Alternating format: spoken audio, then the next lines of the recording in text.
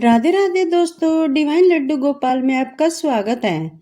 दोस्तों, आप सभी को लड्डू गोपाल की छठी की बहुत बहुत बधाइयाँ। दोस्तों, अगर आप जॉब करते हैं या आप स्टूडेंट हैं, पूजा में बहुत ज़्यादा टाइम नहीं लगा पाते हैं, तो बहुत सरल तरीके से आप लड्डू गोपाल जी की छठी मना सकते हैं। देखिए, जन्माष्टमी के बाद ठीक छठवें दिन छठी मनाई जाती है, तो आप अपने घर के मंदिर में ही छठी मना सकते हैं। लड्डू गोपाल जी की छठी के लिए हमें उनके लिए नई पोशाक लेनी होती है। पीले रंग की पोशाक मिल जाए तो बहुत अच्छी बात है। साथ में अगर आपको नजरिए मिल जाते हैं तो आप नजरिए भी जरूर ले आइएगा। नजरिए से बच्चों को नजर नहीं लगती है। नहीं मिलते हैं तो कोई बात नहीं, नई पोशाक ले लेंगे। उसके बाद हम सुबह सुबह लड्डू गोपाल जी को स्नान कराएंगे। तो देखिए, अगर आप घर पे ही रहते हैं तो 10-11 बजे स्नान करा दीजिए। अगर आप जॉब वगैरह करते हैं तो सुबह जिस टाइम पे भी आप डेली स्नान करते हैं करा सकते हैं। पहले देसी घी से लड्डू गोपाल जी की मालिश कर देंगे। उसके बाद लड्डू गोपाल जी को दूध में 3 डुबकी लगवाई जाती हैं। तो देखिए, अगर आप लगवा सकते हैं तो ठीक है, लेकिन अगर किसी कारण से आप दूध में डुबकी नहीं लगवा पाते हैं तो आप लड्डू गोपाल जी को दूध से स्नान करा सकते हैं। तो ऐसे में हम क्या करेंगे, लड्डू गोपाल जी को पहले दूध से स्नान करा देंगे।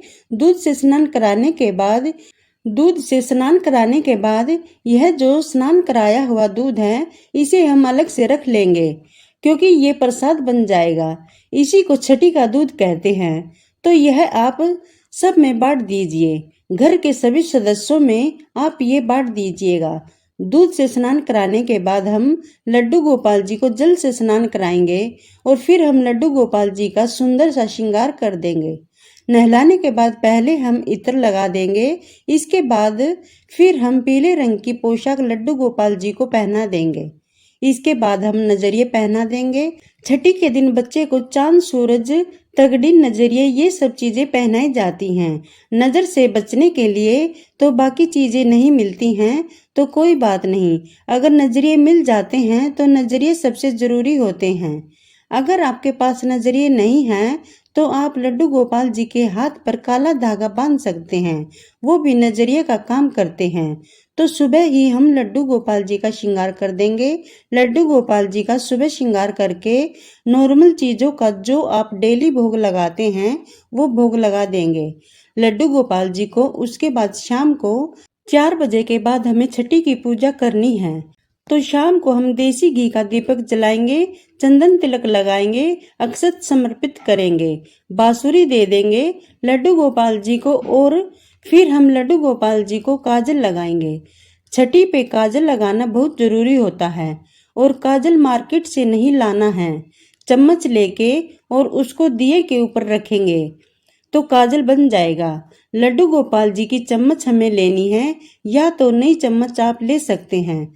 थोड़ी देर चम्मच को दिए के ऊपर रखेंगे। उसके बाद उंगली पर थोड़ा सा घी लगा के काजल हम लड्डू गोपाल जी की आंखों में लगा देंगे।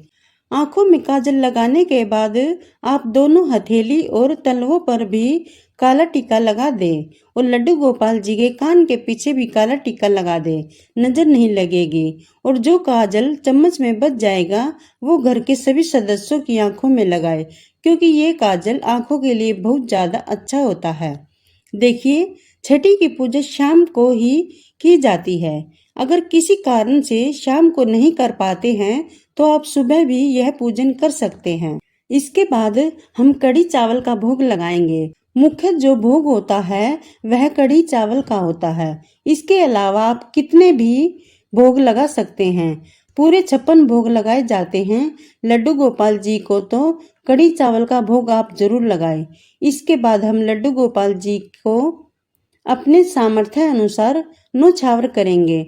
न्योछावर के बाद जो पैसे हैं आप चाहे तो इसको दान कर सकते हैं, या आप चाहे तो लड्डू गोपाल जी की कोई चीज ला सकते हैं, क्योंकि वो लड्डू गोपाल जी के ही पैसे होते हैं। बच्चा छठी के दिन पहली बार नए कपड़े पहनता है तो उसकी नजर उतारी जाती है।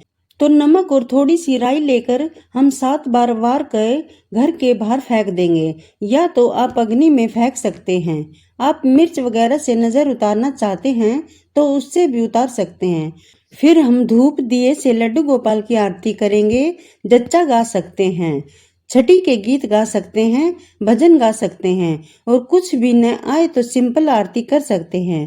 पूजा करने के बाद आप भगवान से हाथ जोड़कर पूजा में रही कमियों के लिए क्षमा याचना करेंगे और अपनी मनोकामना को पूर्ण करने के लिए प्रार्थना करेंगे। इस तरह से हमें पूजन करना है। इसके बाद शाम को किसी भी टाइम, मतलब शाम को 1 लोटा जल चंद्रमा को अर्घ देना है, ये शुभ माना जाता है। लड्डू गोपाल को झूला जरूर झुलाइएगा। आप पहले पूजा कर ले फिर झूला झुला दे, या फिर पहले झूला झुला दे बाद में पूजा कर दे। इस तरह से बहुत सरल तरीके से आप लड्डू गोपाल जी की छठी मना सकते हैं। राधे राधे।